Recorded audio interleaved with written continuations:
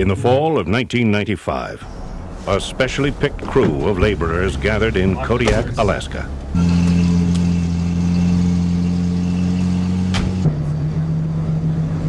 The mission of this group of artists from Seattle was to undertake the winter weatherization of the historic ferry boat Kalakala, in preparation for later work which will bring the boat back to its home in Puget Sound, Washington.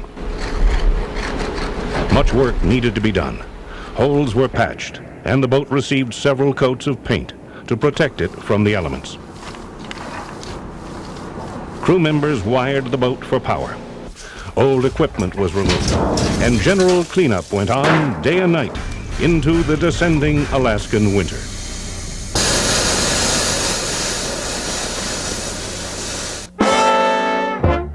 Perhaps the most famous of all Puget Sound ferries, the Kalakala was a one-of-a-kind boat, introduced in 1935 as the world's first streamlined ferry. Built entirely of welded steel and copper, she burst upon Depression-era Seattle as a symbol of hope and progress. From 1935 to 1967, she carried more than 100 million passengers, from the wartime workers of the Puget Sound Navy Yard to honeymooners enjoying her famous moonlight cruises and the Flying Bird Orchestra. Her huge Bush-Sulzer direct-drive diesel engine was the largest ferry engine of its day, and her top speed of 18 knots made her the fastest. It was still in Seattle during the World's Fair. I think it ended its last run in '67. Refurbished it as a cannery on the south end of Lake Union, and it ran under its own power from '67 or so out along the Aleutian Islands, and it was a floating processor. In 1970, the W.R. Grace Company bought the Kalakala and moved it onto the beach at Gibson Cove in Kodiak, Alaska, installing it as a shore-based cannery. This used to be a beautiful sandy cove over here. And then on a big high tide with a couple of tugboats pushing and a couple of D9 Caterpillars pulling, they sort of oozed her in here and it came out pretty level. And that gap in the rocks over there, they dynamited for like 3 days straight, and they trucked this rock over here and they filled up this sandy cove. It processed crab and shrimp until they killed all those. Finally went bankrupt in '81. The auction was in '82 or '84. Peter Bevis first saw the Kalakala in 1984 while leaving Kodiak Harbor on a commercial fishing boat. At the first opportunity, he approached Gil Reel, the caretaker of the boat in Kodiak, and asked for a tour. Gil said, "Sure, you can look at the boat." "Oh, wait a second, here's a flashlight. Don't fall in any holes." We went top to bottom, up into the bow, down to the prop alley, and we came up here, walked out the cabin's door, and back up to see that smokestack, that Lionel Train streamlined smokestack, and they said, "I want this boat." The steel boat had suffered from neglect and from the weather. Bevis went to work immediately, scraping and painting in order to keep her from deteriorating further. In '90 or so, after a couple years of doing it myself with my own construction company, that I decided that it'd feel better for everybody if it was a non-profit and we shared this. I hope to do the Kalakala project in such a way that it was a community building focal point for the whole community of Seattle. The Kalakala Foundation was formed in 1991 with the mission of saving the Kalakala and bringing it back to Seattle. The city of Kodiak was so impressed by Bevis's persistence that in October 1995 it granted a license to the Kalakala Foundation to remove the boat. If successful, the foundation will take ownership of the boat when it leaves the beach. If not, the Kalakala will be cut up and sold for scrap.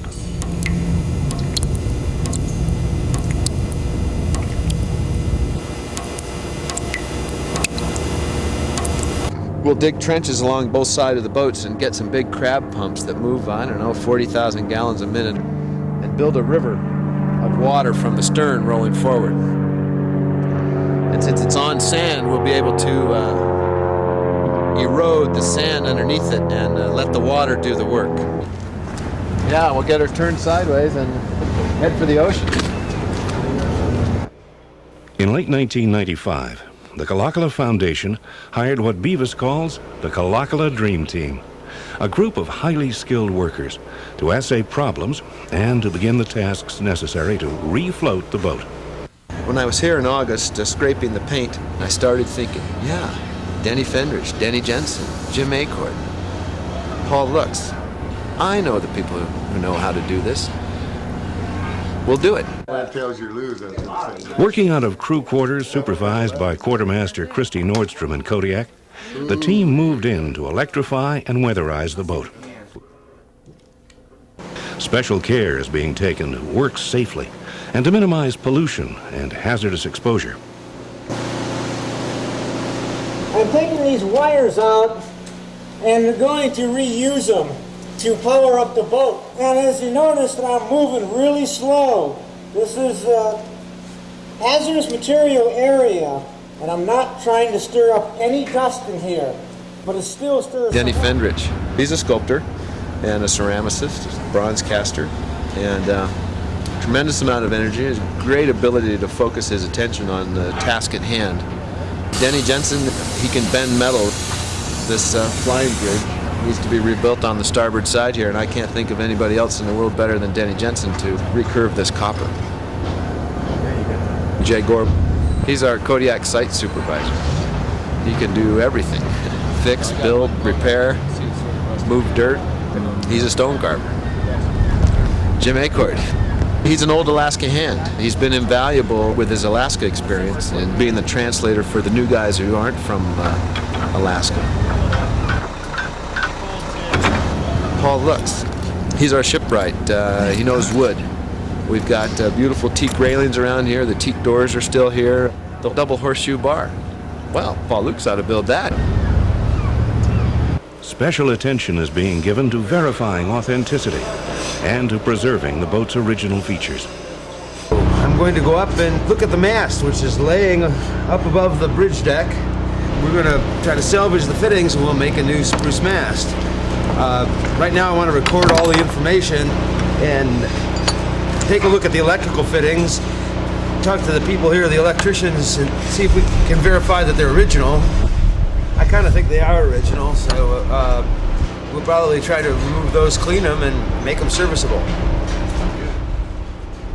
Besides the ongoing tasks of electrification, welding, excavation, and remodeling, several technical surveys have been performed.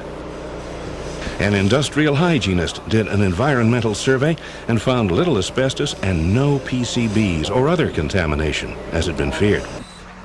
Excavation and an ultrasound survey show the hull to be sound. After an extensive tour of the boat, Coast Guard certified hull specialist Robin Gabry pronounced the Kalakala capable of making the journey to Seattle. What's gonna happen, Peter? That f***er is solid as a rock, even though it looks like it's all rusty and some of it's deteriorated. You know, you're all tied together here. As far as getting her down there, that is not a problem. One of the first tasks was to have painting specialist Quentin Licklighter re-letter the proud name on the Kalakala's flying bridge. This small act foreshadows the dream of restoring the Kalakala to her former glory. I think there's a lot of people who would love to see it back down in Seattle, and it certainly would make a beautiful addition to the waterfront down there. And with all the energy of the people up here, I think that eventually that can happen.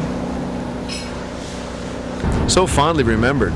So many people took their honeymoons on it, met their husbands, met their wives, danced to the Flying Bird Orchestra on the Saturday night cruises. Denny Fendrich, who's been sleeping here the last couple of nights, got up at 4 in the morning, he heard women's laughter.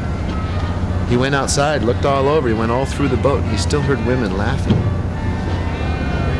I think the boat had a lot of enjoyable evenings, a lot of good times, and you can almost feel that the echoes still here in the steel.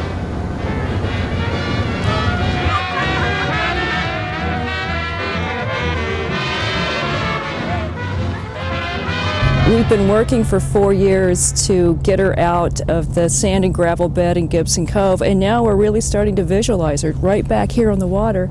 The roof's been patched, the gutters have been cleaned, the superstructure's been painted, and the hull has been appraised and deemed seaworthy. We're exploring what the best berth for her ultimately is going to be. We have some property owners along the Seattle waterfront currently very interested in her. We have other people on Lake Union who have expressed interest.